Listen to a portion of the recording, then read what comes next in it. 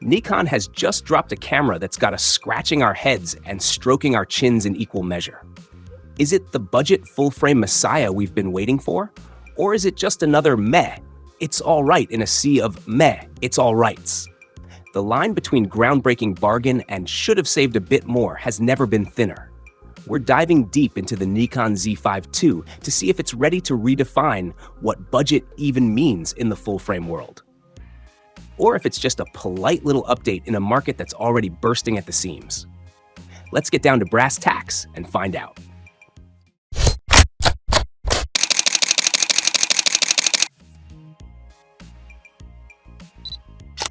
Let's start with how it feels in your hands.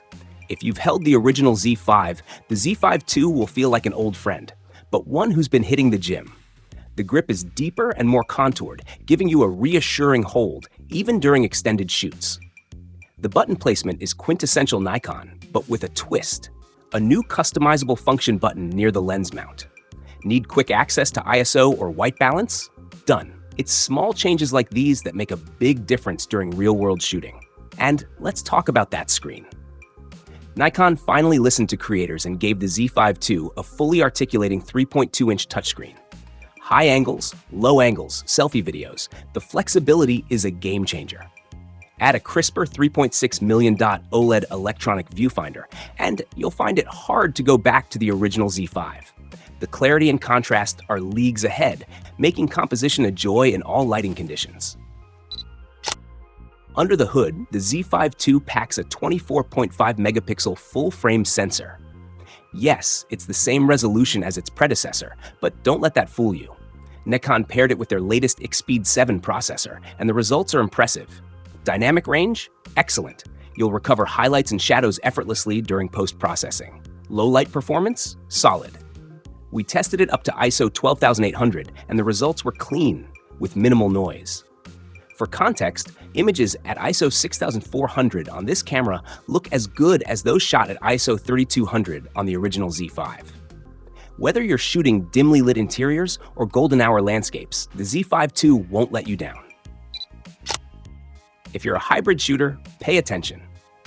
One of the biggest complaints about the original Z5 was its heavy crop in 4K.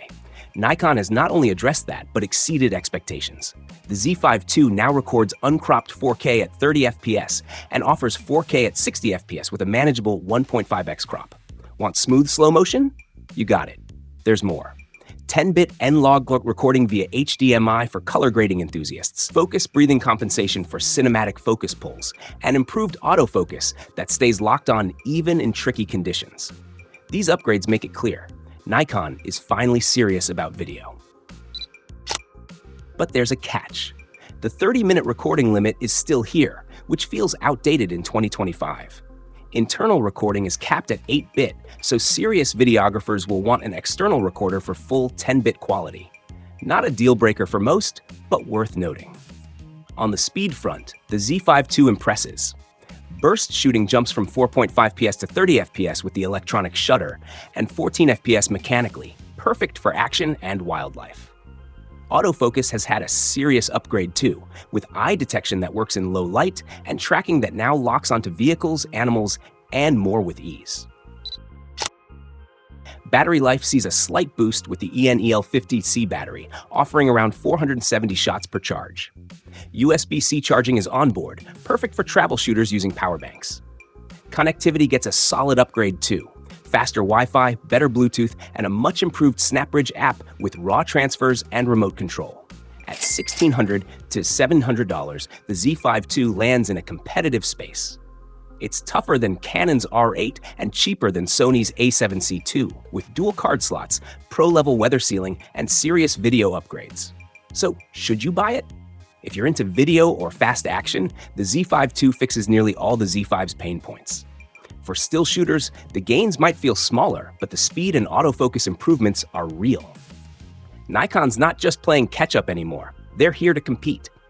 Thinking about picking one up? Let us know in the comments. And don't forget to like and subscribe if you found this helpful.